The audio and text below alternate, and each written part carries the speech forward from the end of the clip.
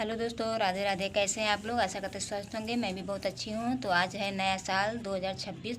इस महाराज परमानंद जी क्या बताया है कि पूजा पाठ करते समय मंदिर का मुंह किस तरफ करना चाहिए और पूजा करते समय किस तरह का मुंह करना चाहिए, मुंह रखकर पूजा करना चाहिए। तो चलिए देखते हैं इस वीडियो में। और वीडियो अच्छा लगे तो लाइक सब्सक्राइब जरूर करें। चलिए देखते हैं वीडियो।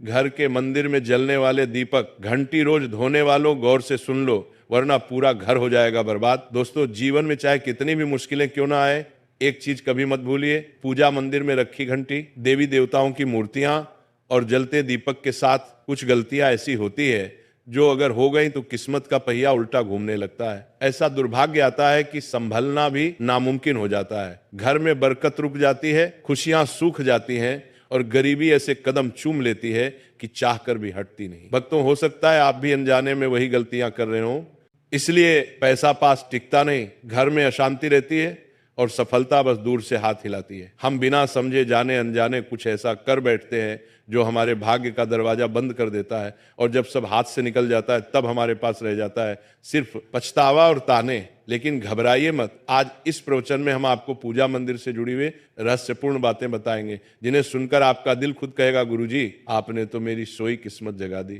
तो भक्तों, इस प्रवचन को अंत तक सुनना, क्योंकि ये सिर्फ जानकारी नहीं, ये आपकी जिंदगी बदलने की कुंजी है। बहुत से लोग पवित्र वस्तुओं को धर्म का प्रतीक मानकर मंदिर में रख लेते हैं, लेकिन वहीं सबसे बड़ी गलती कर बैठते हैं। आज हम विस्तार से जानेंगे कि पूजा मंदिर में कौन सी चीजें रखना शुभ है और कौन सी अशुभ, दीपक कितने बजे जलाना चाहिए और जलाते समय कौन सा मंत्र बोलना चाहिए, घंटी कब बजानी है और सुबह बजानी है या शाम को, और कितनी बार शंख कब और कैसे बजाना चाहिए और बजाते समय किस मंत्र का जाप करना चाहिए, दीपक रोज धोना चाहिए या नहीं, मंदिर में कितनी मूर्तियां रखनी चाहिए और क्यों।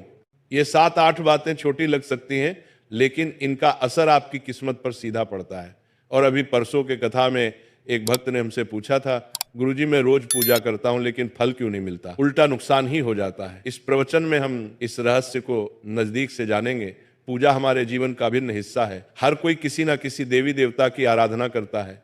कोई माँ दुर्गा के चरणों में शीश झुकाता है, तो कोई भगवान विष्णु के नाम का स्मरण करता है, और हाँ, उनकी पूजा का फल भी मिलता है। लेकिन क्या आप जानते हैं, छोटी छोटी अनजानी गलतियां ही उस फल को रोक देती हैं। ये गलतियां इतनी मामूली लगती हैं कि हम इन्हें नजरअंदाज कर देते हैं, लेकिन शास्त्रों में साफ लिखा है, पूजा में पूर्ण फल पाना है तो इन बातों का ध्यान रखना जरूरी है। आज हम बात करेंगे घर के मंदिर में दीपक और घंटी के सही उपयोग के बारे में। क्या दीपक को रोज धोना चाहिए या हफ्ते में 1-2 बार, धातु का दिया हो तो कब और कैसे साफ करना चाहिए, मिट्टी के दीपक का सही समय और सही अवसर कौन से हैं, मंदिर में किस प्रकार की घंटी का उपयोग सबसे शुभ माना जाता है, घंटी कब बजानी है, कितनी बार बजानी है, और क्या शाम की पूजा में घंटी बजाना उचित है। इन सभी सवालों के जवाब आपको आज के इस प्रवचन में मिलेंगे। भक्तों, एक बात याद रखिए, अधूरी जानकारी कभी कभी नुकसानदेह साबित होती है, इसलिए इस प्रवचन को अंत तक जरूर सुने। कुछ लोग होते हैं जो वीडियो को इधर उधर से काट कर देखते हैं, बीच से स्किप करते हैं और फिर कहते हैं कि जीवन में सफलता क्यों नहीं मिल रही।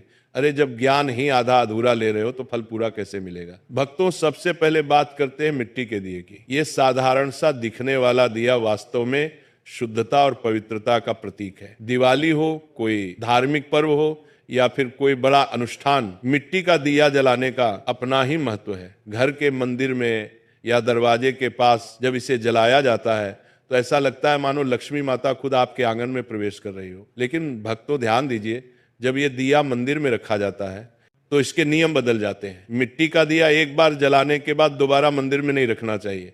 हर बार नया मिट्टी का दिया ही उपयोग करना शुभ माना गया है। ऐसा करने से वास्तु दोष दूर रहता है और घर में बरकत बनी रहती है।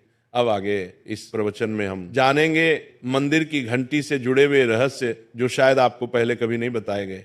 अब आते हैं धातु के दियों पर। आपने देखा होगा कि लोग पीतल या तांबे के दिए इस्तेमाल करते हैं। ये न केवल सुंदर होते हैं बल्कि इनका धार्मिक महत्व भी अत्यंत गहरा है। लेकिन भक्तों, इन्हें सिर्फ जलाना काफी नहीं है, इनकी शुद्धि भी उतनी ही जरूरी है। इन्हें रोज धोकर खासकर गंगा जल से साफ करना चाहिए। गंगा जल से धोने पर दिया पवित्र हो जाता है और घर में सकारात्मक ऊर्जा चारों ओर फैल जाती है। अगर आप हफ्ते में केवल 1-2 बार इन्हें साफ करते हैं तो ये पूरी तरह से शुद्ध नहीं हो पाते, इसलिए इसे अपनी रोजाना की आदत बना लें। और अब आते हैं घर के मंदिर की घंटी पर। पीतल की घंटी की ध्वनि ऐसी होती है जो वातावरण की नकारात्मक ऊर्जा को तुरंत दूर कर देती है और सकारात्मकता का प्रभाव बढ़ा देती है। लेकिन